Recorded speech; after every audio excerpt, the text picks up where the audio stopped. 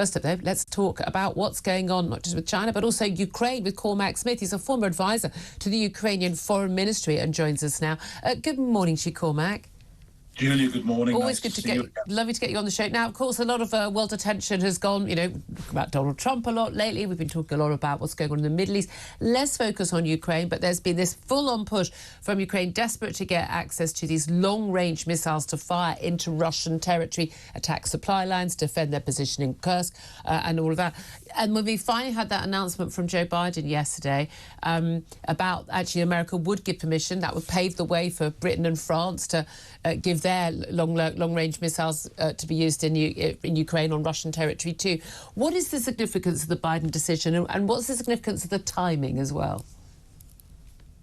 Well, Julia, look, I have been saying for some time that this decision would not come until after the elections. Yeah. I think that Joe Biden was afraid of damaging the Democratic chances in those elections. That's all now gone. Yeah. Better late than never is what I would say. But, this permission should have been given, and these long-range weapons, and from the Americans in particular, the ATACMS, should have been provided years ago. It would have literally saved tens of thousands of innocent Ukrainian lives. So while I welcome it, I do say that it should have been done far earlier. It is significant, and we don't know what's going to happen with Donald Trump, although I have said that there could be a silver lining in Ukraine with Donald Trump, as it might make European leaders finally wake up and realise that Europe has to stand on our own two feet. Yeah, I mean, one thing Donald Trump has always been right about is European leaders, shouldn't rely on American taxpayers to fund their security. Is there also an element where, again, this push for Joe Biden to allow all these big loans, tens of billions in loans, actually a lot of it simply from funding package from frozen Russian assets abroad, getting to Ukraine before Donald Trump comes in, because there's this fear that Donald Trump says, I'm going to insist that we have peace on day one. Now, that involves both sides coming to the party and coming to the table, doesn't it? But I wonder whether Donald Trump will be quite as keen on that once he gets into office.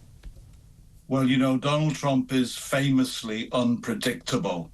And I have said recently that, the last time Donald Trump met Vladimir Putin was flying high, and Donald Trump was possibly at his lowest nadir ever. It was 2019, and he was going through impeachment. Yeah. Donald Trump has never been more powerful in his life, and he has at his fingertips the world's most powerful military. America spends as much as the next 10 nations combined in military might. So there is no doubt that America has the ability, if it so wishes, to end this war, and to end this war in Ukraine's favor. I do not believe that that is going to be achieved at the negotiating table. No. Because Putin negotiates in bad faith and always breaks his word on anything to do with Ukraine. Yeah. And, Peskov, Putin's spokesman in the Kremlin, has just come out and said that a freezing of the current lines is out of the question. So the Russians are talking very, very aggressively on this.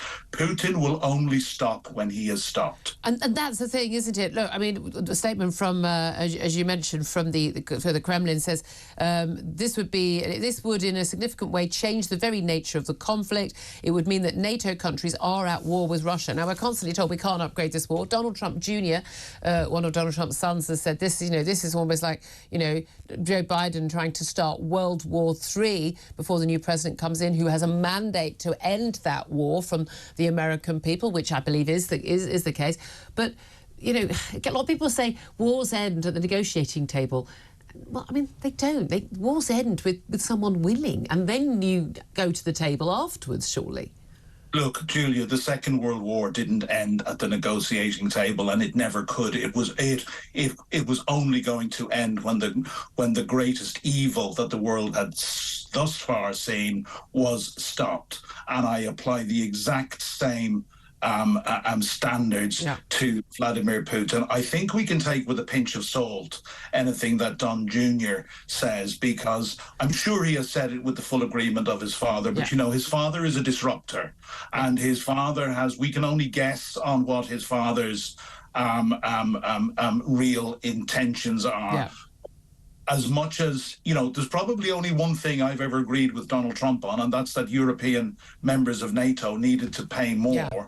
And indeed, even though the UK has been, you know, ahead of the pack and the greatest supporter of Ukraine in the last 2 or 3 years, we need to spend more on defence. Yeah. We're up to, I believe, 2.3, but the Labour government is really delaying on that original. Well, but also even delaying, you know, 2.5. I mean, sorry, 2.5 doesn't touch the sides of the predicament that we are in the West. We are going to have to spend a lot more than that, and whether we like it or not, we're going to have to do that. Can I ask you just finally about China, because I know you look at world affairs, you know, across the board.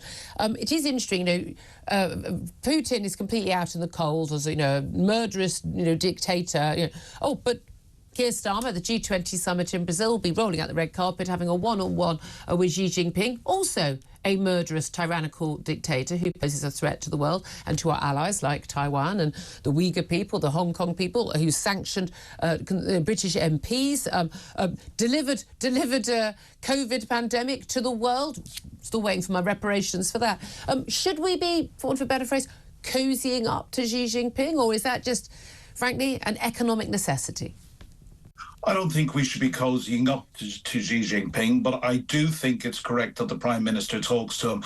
But if I could be so bold as to offer, as you know, as a former advisor to Ukraine's Foreign Minister, if I could offer some advice to Keir Starmer, it would be this: if you shake hands with China, count your fingers afterwards. Good advice. China is at the heart of an axis of evil, China, Russia, Iran and North Korea, who are bent on the destruction of our rules-based order and our way of life. And that rules-based order may be imperfect, but if it stands for one thing, it is that you cannot simply invade a neighbour and rape, plunder, pillage and murder just to take what you want. Absolutely. Cormack Smith, always so good to talk to you, sir. Former advisor to the Ukrainian Foreign Ministry. Thank you for that. Claire Pistol, former government advisor here. What do you make of what he had to say? Well, I think his advice at the end is absolutely spot on. We have to be incredibly careful what is going on here.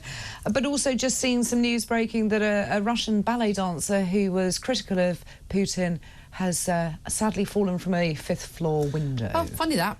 It's amazing. Don't go near any windows or, Yes, stay away from doors and high floors. It is just extraordinary. Unbelievable. Absolutely. And that's what we're dealing with. Your thoughts have been coming in thick and fast.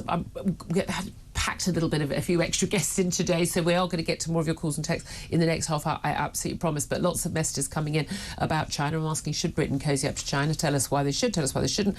Martin says, big mistake. This is Keir Starmer selling his soul. John says, they already do cozy up to China. Our universities kowtow to them all the time, which they do.